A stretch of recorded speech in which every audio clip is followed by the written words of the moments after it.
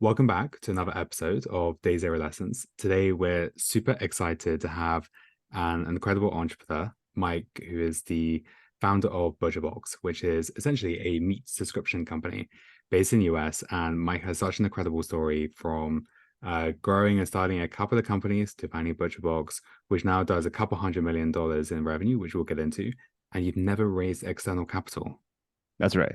Yeah. And almost 600 million. So a little more than a couple hundred million, but Several yeah. hundred millions. We'll get into it, but I love your story and I love the background. You've always been quite entrepreneurial, right? I think you started selling peanuts at stadiums. How did you come around selling peanuts at stadiums? Yeah. Well, actually, my first job was I was a paper boy at the age of 10. So 6 days a week, I delivered about 40 papers in my neighborhood, rain or snow or whatever the weather, the papers had to be delivered. So that was my first foray into like, it wasn't necessarily entrepreneurial, but it was, trying to make money. And then fast forward to when I was in college. So I got to Boston. I went to Boston University. I found the school to be pretty easy. Like the classes I were taking were pretty easy. And I got in with this crowd of people who was like trying to make the city our education. So I basically worked full time, starting my freshman year while going to school. And one of my most favorite jobs was as a peanut vendor at Fenway Park. So I was the guy yelling peanut and running around and throwing bags of peanuts across the audience. And we did different. I did other products too. There was actually this whole system on how like you got to choose your product based on seniority and a lot of strategy involved in that. But yeah, that was one of my first jobs and one of my favorite jobs I've ever had. Peanut vendor.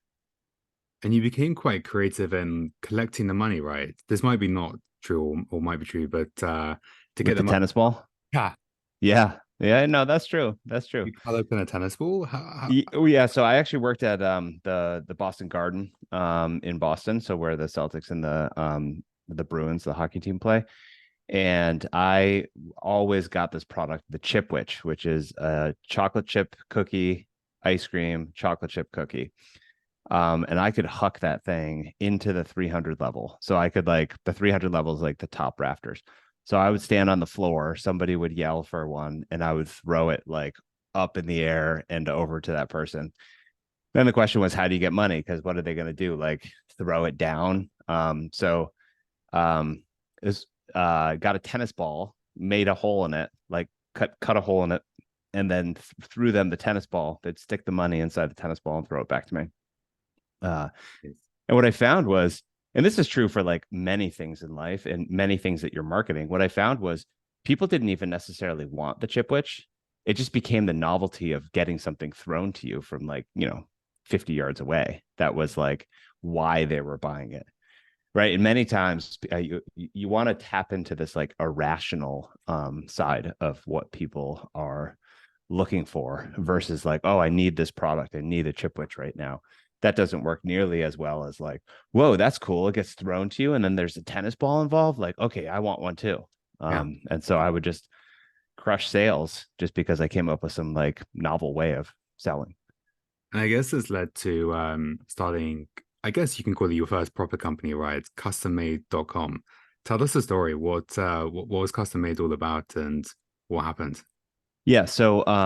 Well, first of all, I graduated early from college. I got a job as a real estate broker, renting apartments and selling houses, although almost all renting apartments. I started a t-shirt company that was, I would create these t-shirts and sell them. So it was very similar to like selling a chipwich, but now I'm holding up a t-shirt. And I started like working on this real estate deal. And at a certain point, I kind of scared myself. So I was on this entrepreneurial journey and I was like, oh my God, I have no idea what I'm doing. I need to go get a real job.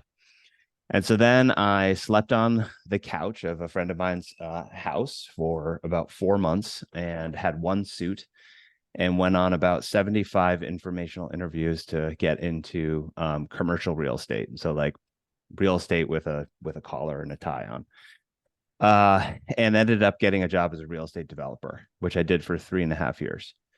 During that time, I got my MBA at night. I started a breakfast group in Boston. So I was like doing all this entrepreneurial stuff. I got my MBA at Babson, which is an entrepreneurial school. And I knew that I was going to like leave this job and go do my own thing. Um, and so I had a co-founder, or my best friend Seth. We were exploring basically anything that we could like buy or start or do. Like we had lots of different ideas. We were throwing out letters of intent left and right, trying to buy something. And the way that it actually worked out was I ended up getting laid off from the real estate developer job in 2008, which is, the economy was collapsing, and certainly the real estate economy was, residential real estate economy in particular was collapsed. And I had wanted to get laid off because then I could collect unemployment and start a company. So I had written this guy, this owner of a company called CustomMade.com. I'd written him like 6 months prior, being like, "Would you ever sell to us?" He's like, "No, no, no." And literally like 4 days after I was laid off, he wrote back and was like, "You know what? I would sell." And so that started the journey that then became our first company, which was CustomMade.com. CustomMade was when we bought it, was a website that he was the webmaster. This is like old school website. This is how it used to work. There was no way to like log in and manage your own profile. You had to like email him photos, and then he would upload them via Dreamweaver onto like a static HTML website. But it crushed sales for the people who had profiles. So woodworkers would have a profile of like, here are my cutting boards, and here are my tables, and here are my boxes, or here are my cabinets. And customers could browse by geography, find a local woodworker, and reach out to them and say, "Hey, I found you on CustomMade.com. I'd love to work with you." What happened was this website was started in 1996. We bought it in 2008. And at the time, and it's still very true today, Google highly prioritized companies that have been around for a really long time. And so if you typed in custom made anything, CustomMade.com was the first link. So the SEO value of the site was massive. We decided to buy it, rehab it, turn it into 2008 technology, so the maker could manage their own profile and see their views and all that, and then jack up the rents. So it was like $39 a year, and we were like, we should be charging like $400. Built out a sales team, got a whole thing going. We raised a little bit of money to be able to buy the site, so we raised 500 grand from angels. We put down a check for $5,000 to do 90 days of due diligence, and then we ran around town trying to collect money. We didn't do much diligence. We were just like trying to collect cash. And yeah, so we raised 500,000. A year and a half later, we raised another 500,000. Both of those were friends, basically friends and former clients of my co-founder Seth. And then in 2011, September of 2011, we raised our first institutional round, led by Google and first round capital of 1.9 million. And then we proceeded to raise two more rounds, a round of 16 million and a round of 4 million.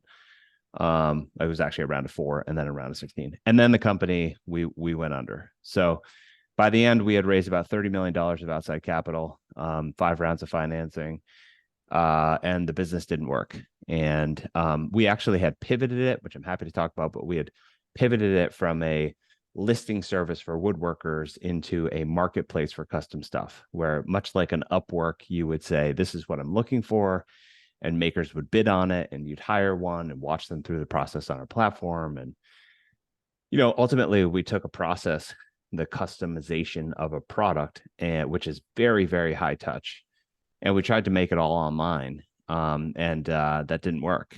It wasn't a good idea. We didn't have product market fit. We were really good at selling. My co-founder and I were great at like getting people fired up about our vision, but the business itself just wasn't a good business. So we ended up in 2015 going under, letting everyone go. My co-founder and 4 people stayed to basically took it out of bankruptcy and whatnot, and everyone else left, including me. I was planning on taking a bunch of time off. I had plans to like go to a meditation retreat and like do all the stuff. And I ended up taking the weekend off and starting ButcherBox on Tuesday. It was a long weekend. So I took the long weekend, Memorial Day weekend. And then on Tuesday, I started working on ButcherBox full time. Only 3 days to think about the end. Yeah. 3 days to lick my wounds and then back at it. Yep. Crazy. Okay, well, this is a good time to maybe talk about ButcherBox. So this is 2015, right? Yep. Why meat and why ButcherBox? So over the course of a few years prior to me starting ButcherBox, my wife and I were following a bunch of elimination diets, like, really being conscientious of what we're eating and trying to eat better. Michael Pollan's book had come out, The Omnivore's Dilemma, which talked about confined feeding operations. There was just in certain circles, there was a lot of interest in grass-fed beef. And I just got like pretty obsessed with like, well, where do you find this stuff and how do you get it? And like, you would go to the local grocery store in downtown Boston where we lived and couldn't find it, and ended up finding a farmer to buy stuff from. And, just like really got like, how do you get this product? At the same time, I knew like the last year I was at Custom Made, I knew we all knew it was going to fail. It was just like a matter of time. And I was the CEO of that company for 7 years, but the last year my co-founder became CEO and I was like number two. So I was kind of bored. It was like, I don't know what to do with all my time. And so I started thinking about like what would be the next business to run. And I counsel entrepreneurs, like if you want to be an entrepreneur, try to have like 2 or 3 business ideas that you're incubating at the same time rather than one. So I had like 3 ideas that I was like working on. Huh. And what excited me about ButcherBox was actually the subscription nature of it.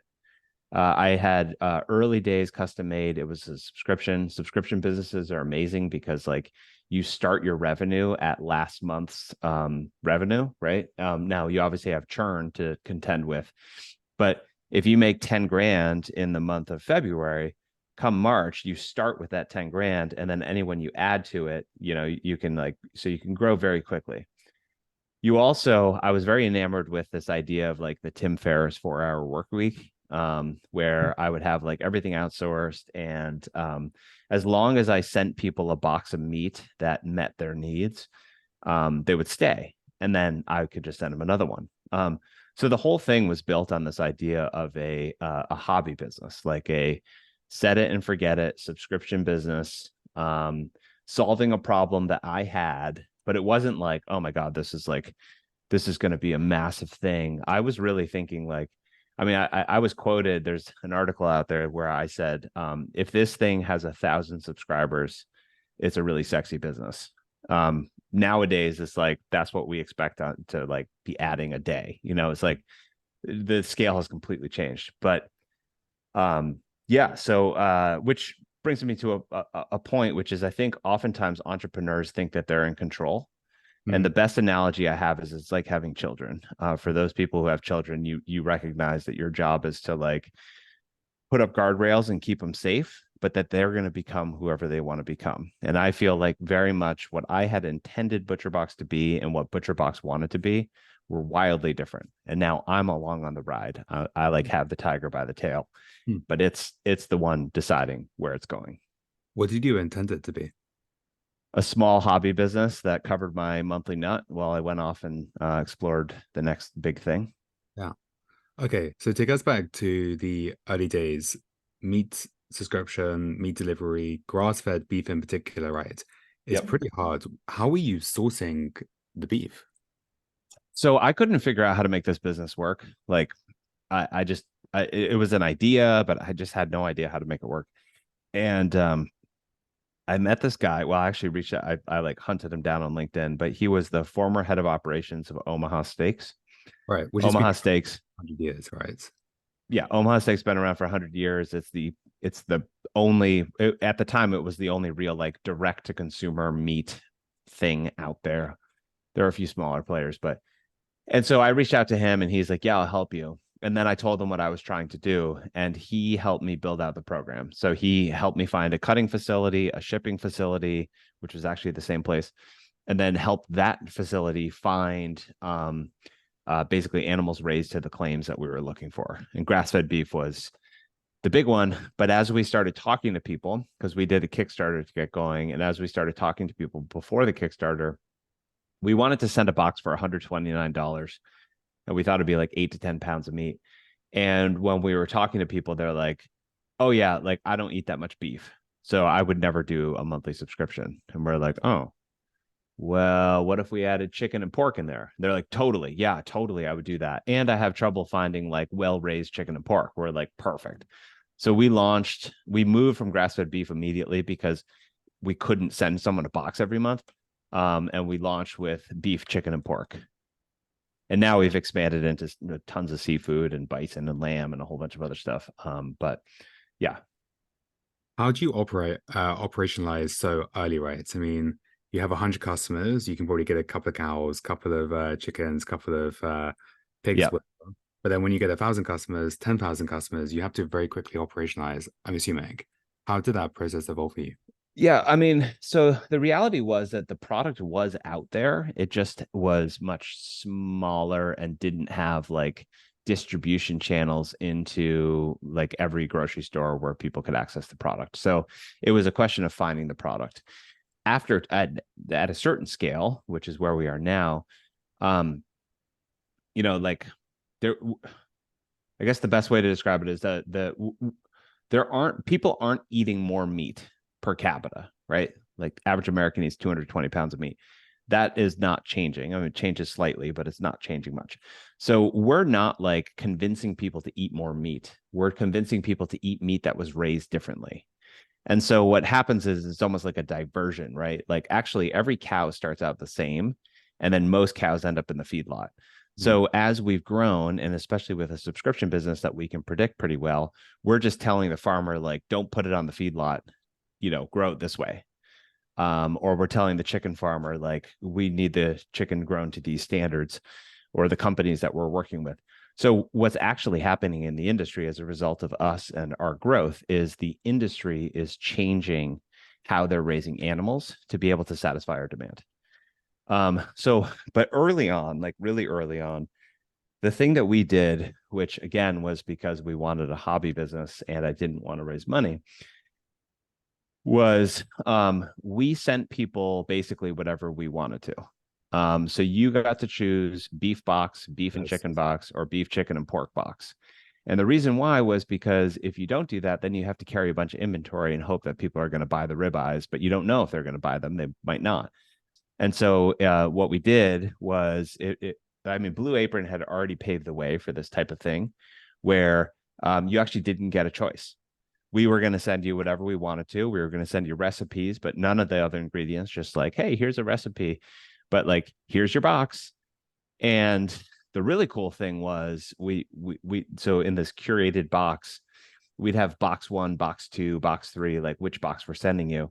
And then we'd look at like the churn rate of box 1, and then next month try to like change it out and watch the churn rate. So we were just constantly trying to dial in, making the experience good enough so you get the next one. That's the whole game, is like, this box needs to be good enough so that you get another one. Since then we moved to a custom box, which is the majority of our customer right now is just like choosing what they want.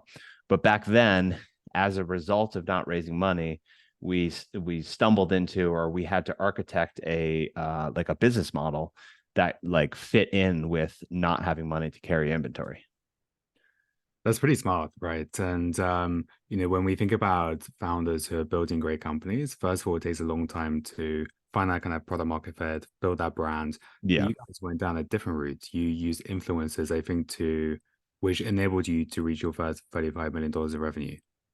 Yeah. So first of all, we absolutely 100% lucked out on product market fit really quickly. I mean, we did not spend a day without product market fit. We literally launched our Kickstarter And we had gone out for 25,000. I think we did $40,000 in sales on the first day. And then since then, it's just been like a wild ride. I mean, so we, having run a company for 8 years where I was pushing a boulder up the hill that never actually got up the hill, and being a very novice surfer, when you catch the wave, you're catching the wave. If you're before it or after it, you're screwed. It's just like you got to be in the pocket.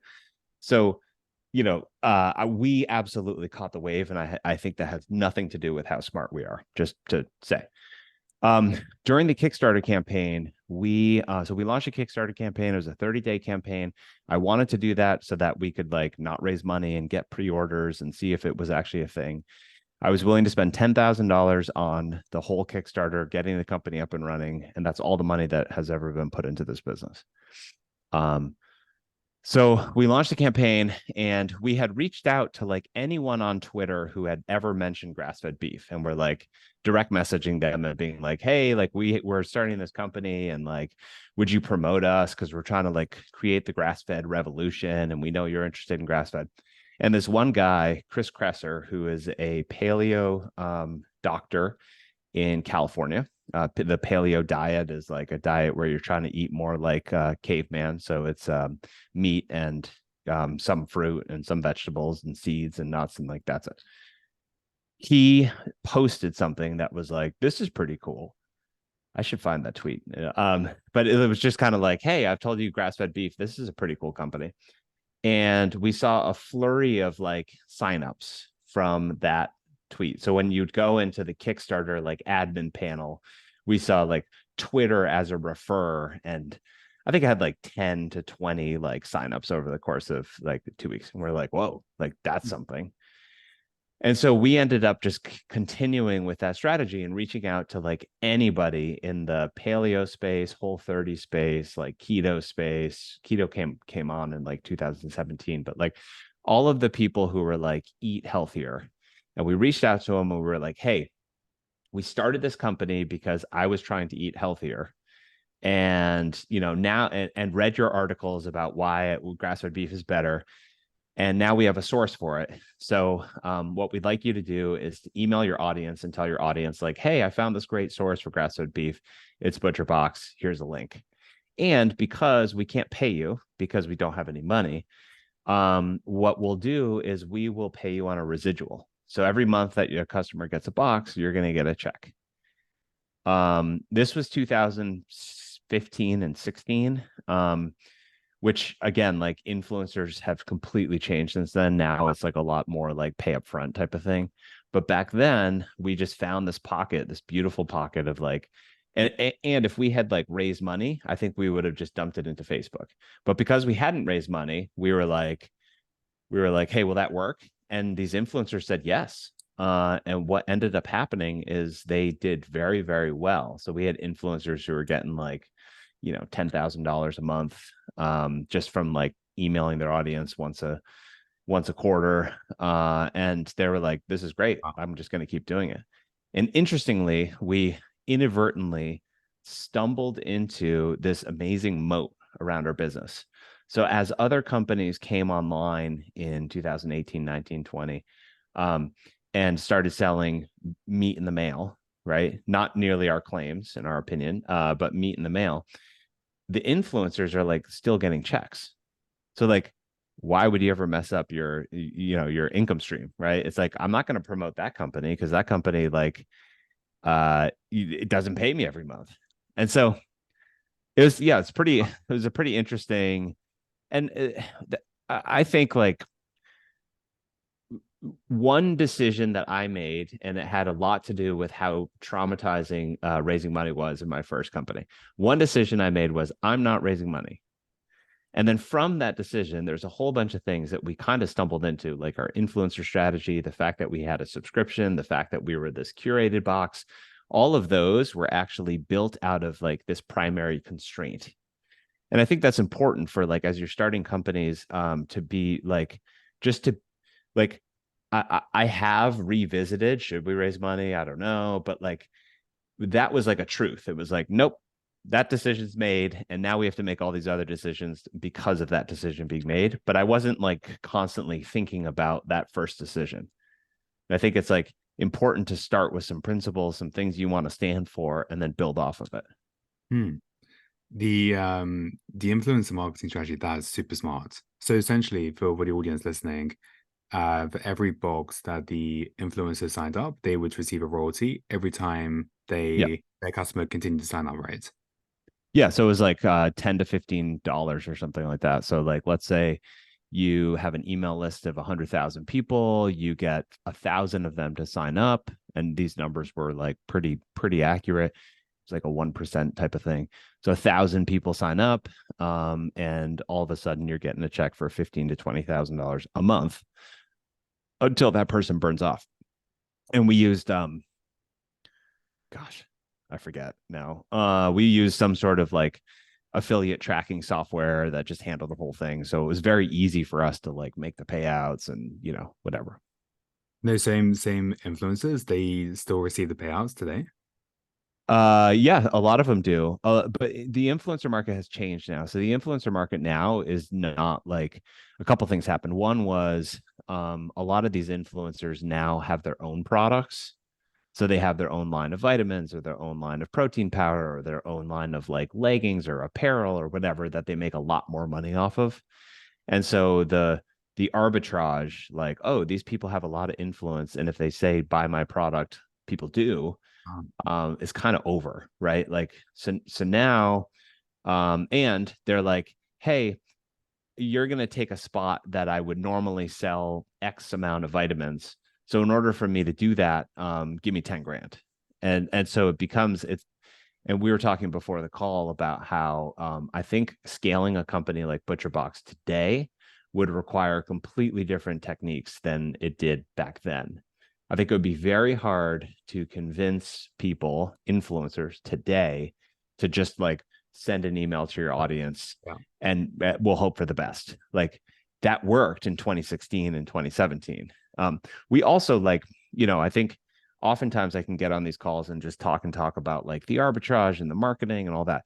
Like we also do have an amazing product, right? So we would send a box of meat to these influencers and they're like, holy shit, this is the best meat I've ever tasted. And it satisfies like desire to have no antibiotics ever, to have a humanely raised animal that's good for the environment, regenerating the soil, like et cetera, et cetera.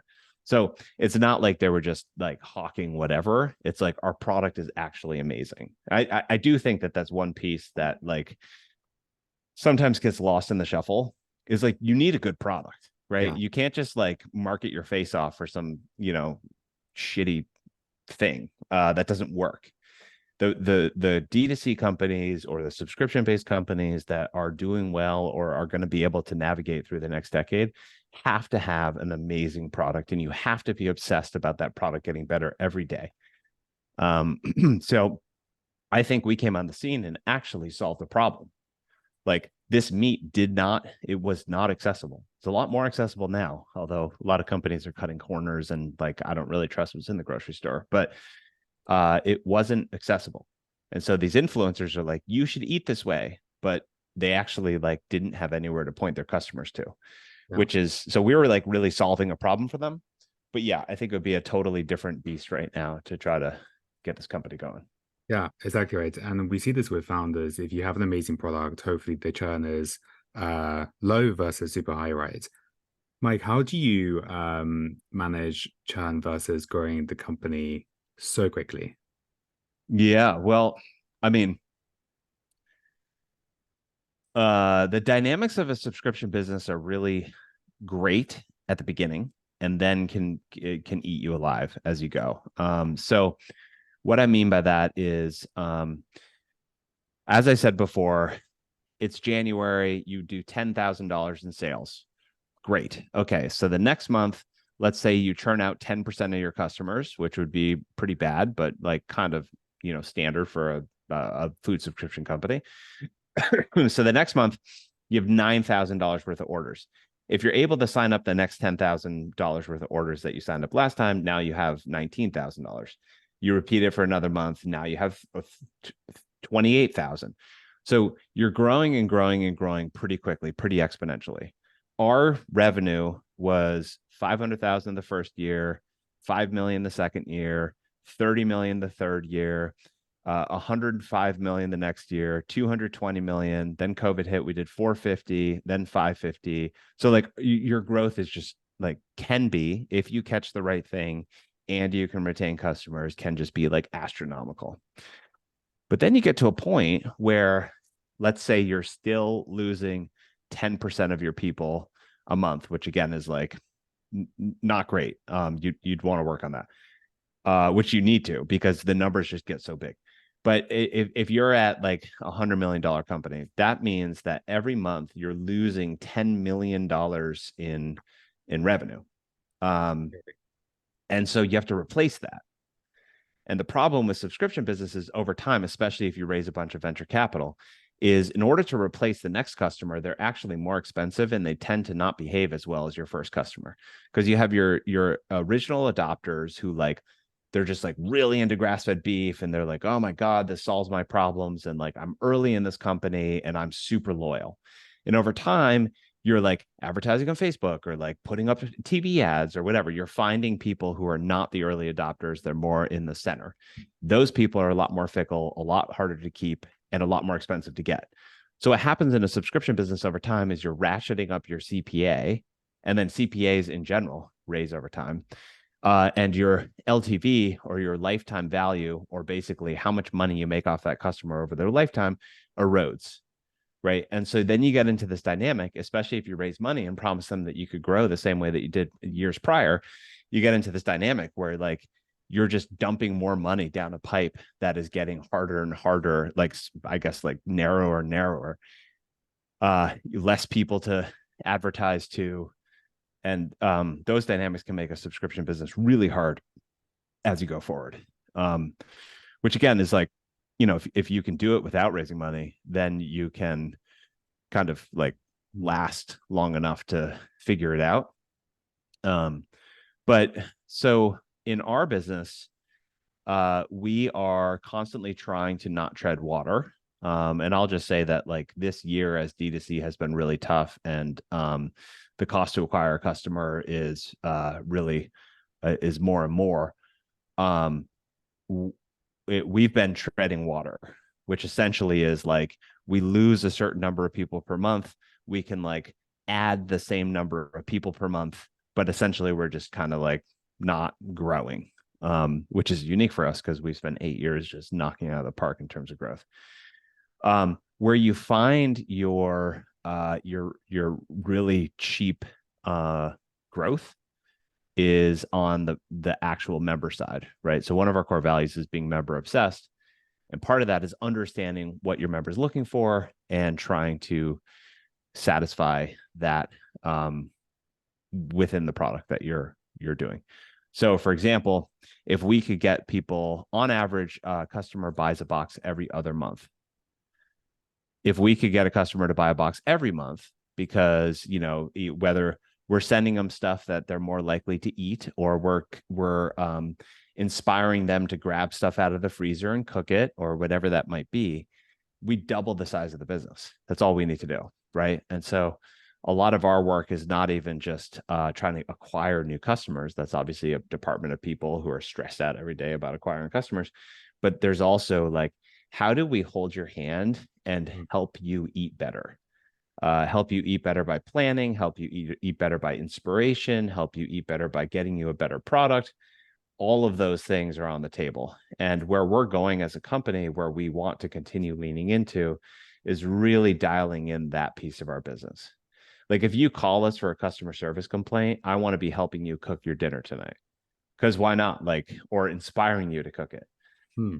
One of the big problems in the US, I don't know if it's the same in the UK, but one of the big problems in the US is, well, big problems for us is people think of their freezer as like their savings account. It's not where they go to when they're like, what are we having for dinner? In this country, it's like, what are we having for dinner? You open your fridge. You're like, oh, okay, we got some like chicken wings from 3 days ago, and we've got this, and like, okay, let's put something together. It's only when you plan that you pull something out of your freezer. And that for us is one of kind of like one of the the big things. Like we need to change people's psyche on that. We need to have them reaching into their freezer for dinner, and changing our product mix to be more readily available to cook from frozen. The growth journey has been super interesting, right? You said earlier you started with a couple $100,000, you went up to $550 million in the space of 8 years. During tough times, which you mentioned, D2C is going through a tough time now. What's going through your mind when you're not growing that 5x anymore? Well, I mean, if you knew me better, I'm very hard on myself. Like I'm never actually happy with where I am at any given time. I'm like something in my life is I'm like not going to be happy about, right? So if the company is humming, I'm not happy with the fact I've gained 5 pounds. Or if I lose the 5 pounds, well, now I'm not happy that I don't have hobbies or I'm not hanging out with friends. And so anyway, I mean, that's just one of the things I love about, entrepreneurship in general is it's a constant playground to work on yourself and to get more conscious about like who you are as a human being. I think that you can run into a trap very quickly if you let the success get to your head. And so I didn't really ride, even though it was like, wow, this is growing really quickly. I have really not let myself ride the high. Every once in a while, it's like, holy cow, look at this company we built, or like, oh, I won this award. Like, wow, this is really great. Like, let me take this in. But I'm constantly like, yeah, like we got lucky, right place, right time. Definitely made some great decisions, but built a great team. Like, and the team, like, people just dropped out of the sky into this thing and helped us. And like, so if you don't take it as like, oh, I'm a genius, like, whew, man, I'm like the best marketer there is. Wow, we grew a company like no outside funding, faster than most companies. Like, we rock. You get that going. As soon as you start doing poorly, your whole world shatters. Mm-hmm. And so like what I've realized, I've been doing entrepreneurship 8 years in my first company, now 8 years at this company. So 16 years straight of like running a company. One thing I've realized is it's a roller coaster. And if you let yourself follow the emotions of the roller coaster, I think you burn yourself out. Like I know lots of people who anxiety, depression, self-medicating heavily with like, weed or mushrooms or, whatever. Like there's a lot that this is the story that they don't necessarily tell as people get into entrepreneurship. But there's a lot of people medicating themselves to be able to handle the challenges of being an entrepreneur. And one of the big things that you can do, or at least that has worked for me, is really managing the highs and lows and not letting yourself go there. It's just like another day. Which is probably like, oh, well, you should really celebrate your wins better. And like, yeah, that's definitely good, good feedback. But none of this stuff matters. Like it doesn't, It's like it business does not plans. define you. It does not define you. Your growth does not define you. I will say that my team had a really hard time. My early team, who was a band of pirates that pulled this thing together with like duct tape and, a dream with a shitty website that we were just like, whatever, we're going to sell what we have. When we started not growing, they had trouble. How did Um, CEO step in to support them? what's that?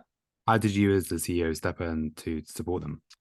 I mean, honestly, um, I don't think I did a good job of that. Oh, And I think that, um, and I don't know. I mean, I don't have enough experience to know like whether this is normal or not normal. Or we got to a certain size where then we started adding a lot of people who had done it, like who had like built something before or had done whatever, created a cybersecurity department and a legal department and all these things. And then all of a sudden you have a bunch of people in the company who are like more risk adverse or want more process or, are just like, you can't just be like the scrappy, hey, like whatever. Yeah, let's just go take this hill today. Cool. Like that just doesn't work anymore. You need like a plan. You can't just show a list of 50 ideas and be like, do all these. Like you need prioritization. Um, And what can happen, and as I understand it, is, and this is something that we are grappling with right now, but as I understand it, is fairly common for companies that hit 500 million, is the pendulum can swing a little too far into the land of like process prioritization, and you can lose your way as an entrepreneurial, insurgent mindset, scrappy company. Mm. And I think I would say that I did a not good job at making sure that we kept that scrappy insurgent mindset and let myself move too far over into the land of like risk aversion and making sure that we have everything buttoned up. And we are now like that. First of all, that's not as fun. Secondly, like, I don't think that's going to work. So I am moving more over into the camp of like, more embracing rapid movement and entrepreneurship. Now, the challenge is that the people who grew up with me in terms of like very early on, a lot of them are gone, Mm. right? Because they, 2 years ago were like, this is way too bureaucratic. I can't get anything done anymore. I'm out of here. And I'm like, fine, see ya. And now it's like, shit, like, Yeah, where are brave. my entrepreneurs? Yeah, so, exactly. so that's interesting.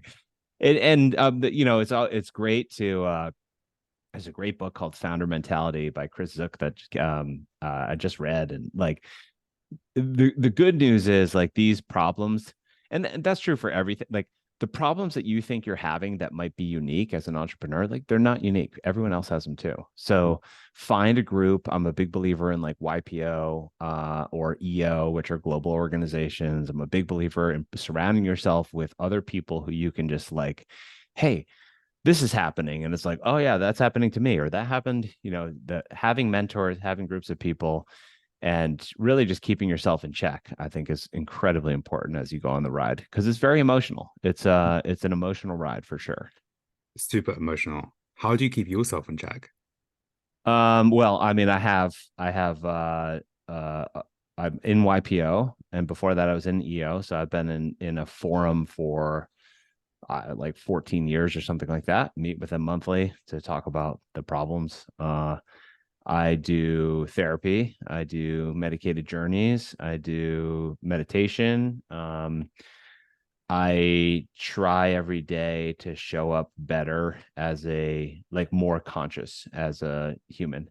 And what I mean by being conscious is like understanding like who I am, the pieces of me that are inside of me, and my makeup, and like why certain things bother me. So instead of like getting angry at something, I try to like not just move into the emotion of being angry. I try to observe like, why did that make me angry? Like, and the great thing about a company, it's just like having kids. The great thing about a company is it's a great playground to like figure out all that stuff, to like observe because especially if you're in the CEO seat, you're just dealing with people all day long. Like there's just all these opportunities to be like, why did that bother me? Or like, oh wow, I just did something and like I just feel this like rush of energy. Like I need to do more of that, like it's if you can observe yourself, you can keep yourself in check. But I would say that, I'm constantly trying to keep myself in check, and remain inspired and energetic and all those things. Um, when I look back on it, like, yeah, like I said earlier, going from one thing, taking 3 days off and going into something else, like I've been doing this for a long time. And I honor the fact that like I take lots of vacations. I try to unplug. Um I I honor the fact that like I need stamina to keep going. It's not I can't just be like woohoo, like, or like, oh, we have to work harder. Like it's a marathon, not a sprint, and it's a long marathon. And I feel, I don't know about you, but the founder entrepreneurial scene with hustle has changed, right? It's no longer about working 19 hours a day, 20 hours a day. You need to take time off. And what I love about you, I think, is on Fridays you don't take any meetings. It's more just thinking time, right? Yeah, yeah. Founders Yeah, should do no, this. I started my Friday thing when my daughter Marley was born, and it was, I'm not going to work on Fridays and I'm just going to hang out with her. Hmm. And then I have twin daughters as well. So for the first like 4 or 5 years, and even like this summer, all summer long, it was like an opportunity to be with them. Uh, and then now they're in school. So my Fridays have changed a bit. And so I'm like, all right, am I just going to fill it up with meetings? And what I've been doing is doing like my mentoring, like I mentor people. So I've been moving that to Friday because it's like kind of work, but it's not really work. Or writing, or like just thinking. I think there's a tendency to be like, I need to be at my desk in order to work. And well, first of all, my brain doesn't work like that. Secondly, my first company, I worked my butt off in terms of like hours in front of a computer screen, and it didn't work. Hmm. Like, and so when I picked up my head after 8 years of running a company, I realized that I had sacrificed family time, I had sacrificed my health, I had sacrificed, uh, friends, all these things I had sacrificed, and it didn't do me any good. And so this time around, I was like, you know what? Like, why would I sacrifice all that stuff? I have this analogy of like the circus, where there's like this circus act where you're spinning a plate on like a stick. You ever seen that? They have like a stick and they put a plate up and they start spinning it. And I think like that's, to me, is like the analogy of life, is like you have all of these plates spinning. And we, especially those of us who are entrepreneurs, are sick enough that when like they're all spinning really well, we're like, let's just add another plate. Cool. Like, and there's, God forbid, you just take a moment and look at the plates and you're like, look at all of them. They're spinning. You're like, no, I need another plate. And you keep going until things wobble, right? And then you have to run back and like get them going again. And then as soon as they're all good, you add another plate. Well, I used to say that, and I used to say the trick to life, or the trick to that, is to understand when something is wobbling and then go and like give it a little shake. Um, Now I would say that there are plates that are like golden plates. Your health, your relationship, like yeah, I have a wife, like my spouse, my family, those plates, like you don't want them to wobble at all. It's not worth it. Hmm. Like, go let the like, oh, we need a sales strategy by Friday. Go let that wobble. Oh, my VC thinks that I'm not working hard enough. Go let that wobble. Don't let your health or your family wobble. It's just not worth it. That's a really good way of looking at that. And enough founders don't do this, which they should. No, because they're taught that like you 24/7. We gotta like, I gotta make this work, especially when you raise money, because there's like this fear, which I have had, this fear of like losing other people's money. Like, it's like, oh my God, Hmm. it's gonna be so bad. Like, they'll never talk to me again. My reputation will be ruined. I can tell you, as somebody who's lost people's money, it's not true. Like, Hmm. people, especially, which might not be the best thing for a venture capital podcast, but like venture capital, like the model is that they lose money in many of these deals. They try to Hmm. make the best bets. They didn't like invest in you thinking they were going to lose money, but a large proportion of these things don't make a return. So like, stop thinking that you're going to die if like the company doesn't succeed. You will die if you don't cover your health bucket. Exactly. I mean, eventually over time, but yeah. That's such great advice. I mean, even if your first idea doesn't work, the second idea might, right? And if you have good investors, they're most likely going to support you if you're a great founder. Um, but hey, you built up, ButcherBox has been going 8 years now, probably coming up to 9. What do you think about long term? And if you were to leave ButcherBox tomorrow, what vertical category would you go into next? Oof. Jeez. Um. Okay. So long-term ButcherBox. Uh. I mean, I say this, and I always caveat this by saying like, there's not a deal on my desk, and if there was, maybe my opinion would change. But I don't see any reason why we would sell this anytime soon, or go public anytime soon, if ever. When you look at iconic food brands in this country, the Hershey's of the world and the Marses of the world and the Purdue's of the world and the Tysons, they have a lot in common, and they're closely held, family controlled, multi-generational plays built for the long term. And so when I look at our opportunity at ButcherBox, like what I'm trying to do is transform meat. I'm trying to rewind meat to a time where the animal and the environment and the farmer mattered.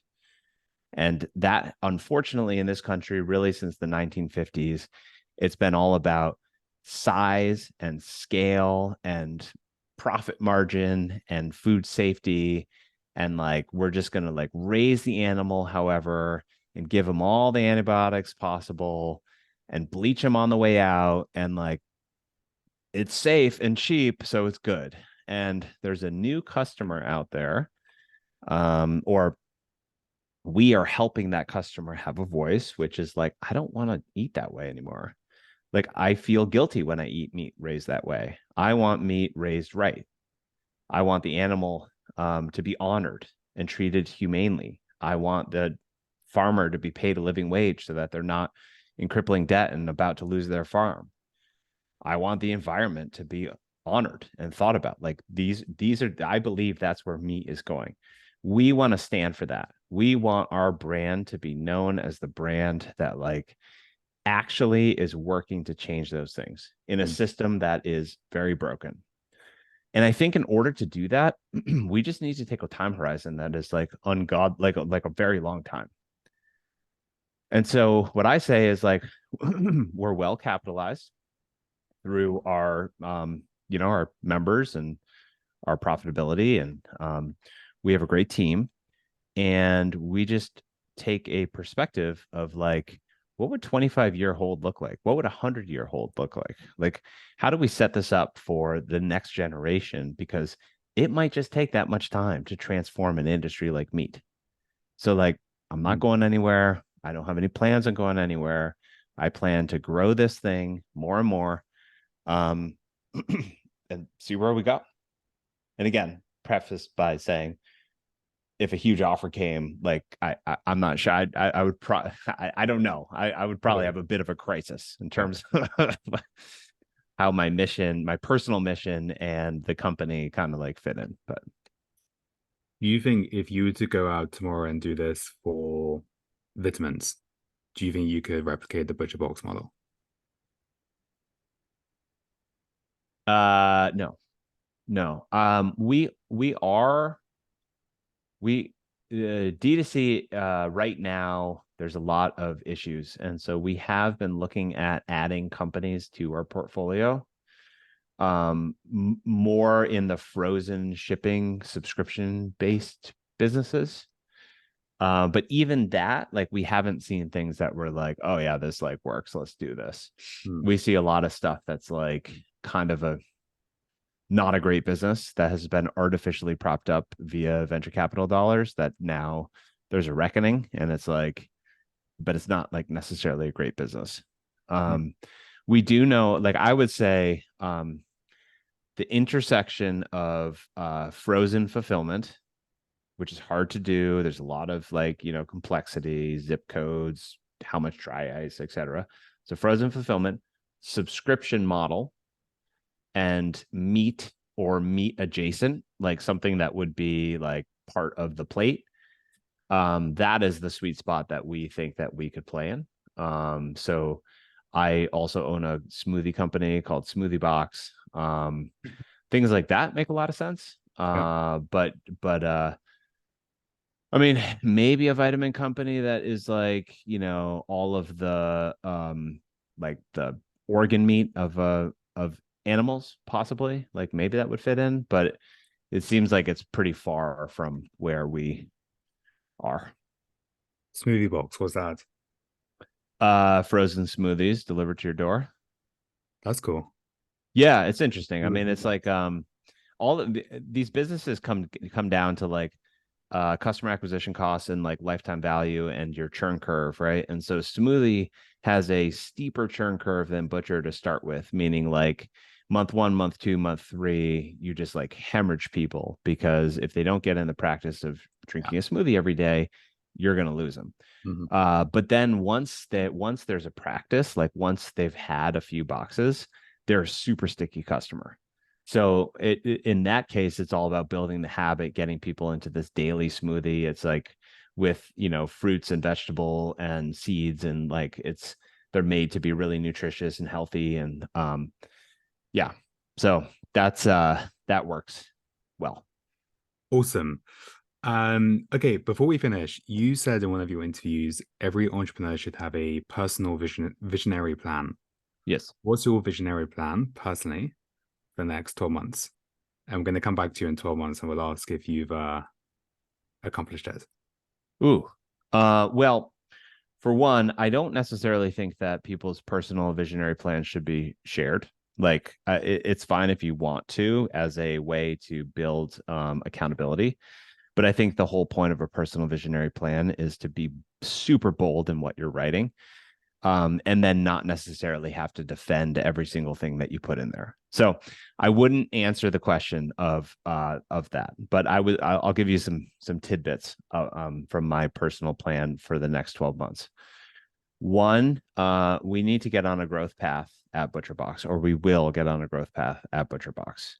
We've been treading water for a long time. I talked about how that's one part bureaucracy, one part like just the dynamics of a subscription business.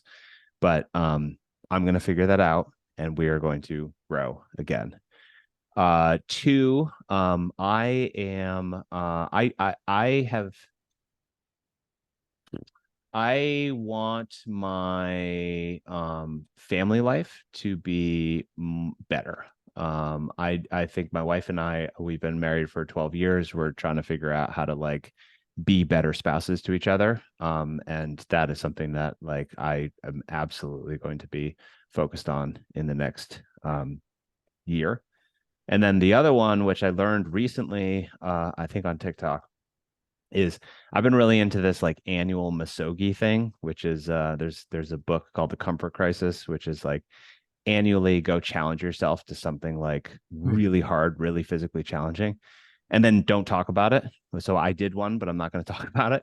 But the other piece is to go do something crazy once a quarter, and you can define crazy however you want, but like go on that trip or go on that hike or like go to the cabin with your buddies or like just do something once a quarter that's like you wouldn't do. And I want to incorporate that into my life this year.